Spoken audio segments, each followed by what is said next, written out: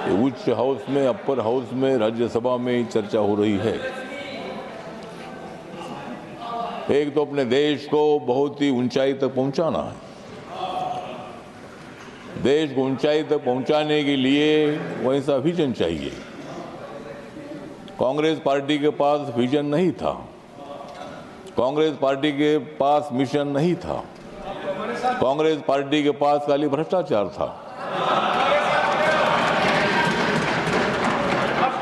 तो कांग्रेस पार्टी खाली भ्रष्टाचार का काम हमेशा करती रही। गरीबी हटाओ का नारा तो दे दिया, लेकिन गरीबों को हटाने का काम किया। मोदी जी ने 25 करोड़ गरीबों को गरीबी रेखा के ऊपर लाया है। मोदी जी हमेशा संविधान की बात करते हैं।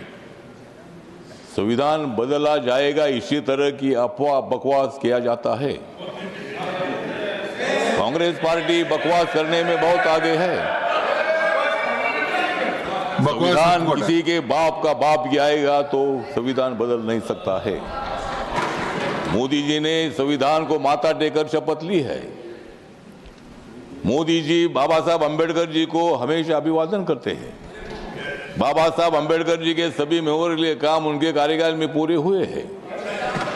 मैं कांग्रेस पार्टी के साथ था, बहुत बार मंत्रियों को मिला, लेकिन मुझे भी इन्होंने मंत्री नहीं बनाया, इसीलिए मुझे मंत्रियों को मिलना पड़ता था। लेकिन बाबा साहब के स्मारक के काम पूरे नहीं हुए।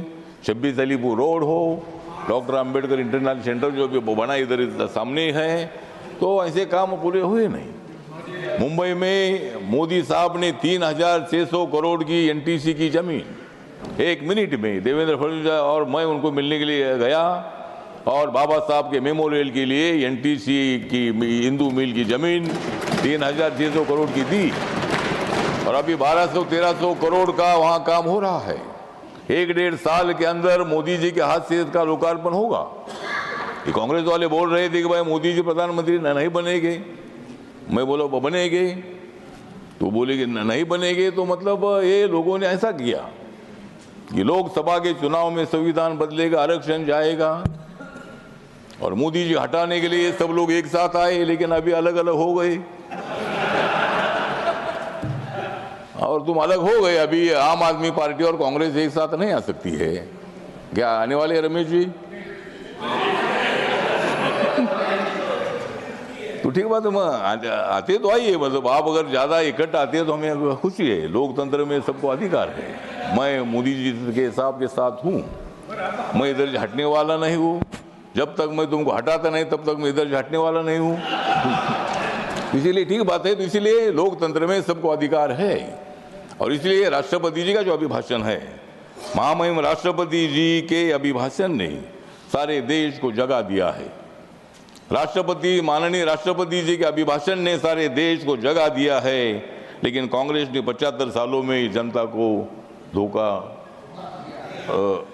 लेकिन कांग्रेस ने 75 सालों में सारे जनता को दगा दिया है।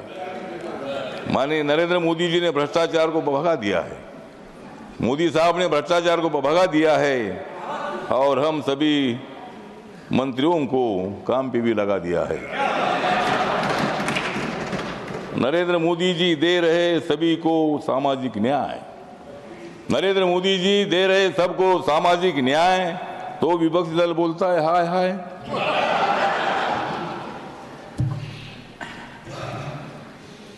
इसलिए अपोजिशन को लोकसभा के चुनाव में जनता ने ही किया है बाय बाय।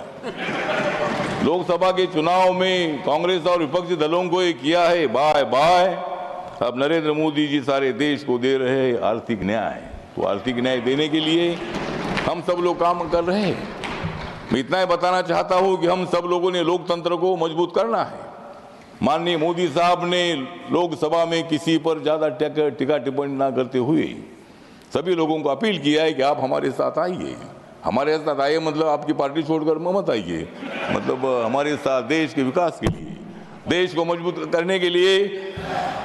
अध्यक्ष महोदय, सभी लोगों ने एक साथ रहना है। लोकतंत्र में आप कभी इधर थे, आप कभी इधर थे, ऐसा होते रहता है। ये लोग तो यहाँ बैठने वाले लोग इतने सालों में उधर ही थे, अभी इधर आए हैं लेकिन अभी इधर 25-30 साल हटेगी नहीं, आप 75 साल तक उधर रहे। तो इसीलिए लोकतंत्र में जनता के साथ हम काम करते हैं, और इसीलिए राष्ट्रपति का जो अभिभाषण है ये सामाजिक न्याय देने वाला है, आर्थिक न्याय देने वाला है, महिला है, युवा है, महिला है, किसान है, दलित है, आदिवासी है, कांग्रेस है, आप है, सब पार्टी के लोगों को, जनता को न्याय देने का हमारा मकसद है। धन्यवाद। आपको न्याय देना है, नहीं ऐसा नहीं है। तो इसीलिए अभी जो मेरी रिपब्लिकन पार्टी ऑफ इंडिया जो है ये बाबा साहब अम्बेडकर जी की पार्टी है। मैं इस पार्टी जो मैं अकेला हूँ, लेकिन आज मैं अकेला हूँ, लेकिन कल मैं मेरे लोग बढ़ सकते हैं, और इसीलिए मैं मेरे पार्टी की तरफ से राष्ट्रपति जी के अभिभाषण का मैं आभार व्यक्त करता हूँ।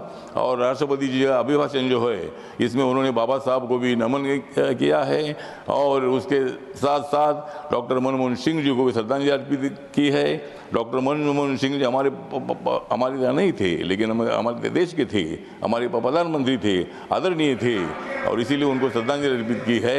इसीलिए मैं इस अभिभाषण का पूरा सपोर्ट करता हूँ। धन्यवाद। पार्टी की तरफ से मैं सरकार के साथ हूँ, और मैं धन्यवाद जब तक मोदी साहब है तब तक इनके साथ रहूँगा, बाद में मैं विचार करूँगा। धन्यवाद। श्री कार्तिकेय शर्मा। समय का सब ध्यान रखें माननीय सदस्य, 4 बजे माननीय प्रधानमंत्री जी का है, तो समय की सीमा। धन्यवाद उपसभापति, माननीय उपसभापति जी। आज यहाँ खड़े होकर माननीय राष्ट्रपति जी के प्रेरणादायक और दूरदर्शी अभिभाषण के लिए अपना आभार व्यक्त करना मेरे लिए सम्मान की बात है। ये सिर्फ एक भाषण नहीं था, बल्कि 2047 तक भारत को विकसित भारत बनाने का एक मजबूत रोड मैप और महत्वाकांक्षी योजना थी। मैं अपनी बात साहिर लुधियानवी के एक शेर से शुरू करना चाहता हूँ।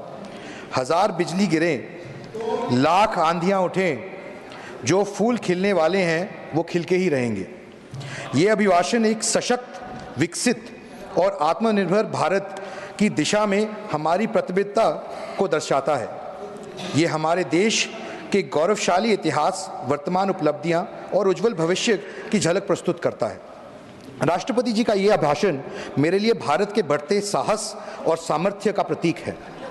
साहसी भारत, मजबूत नेतृत्व, प्रभावी कूटनीति का परिणाम है कि आज भारत एक साहसी राष्ट्र के रूप में उभर रहा है।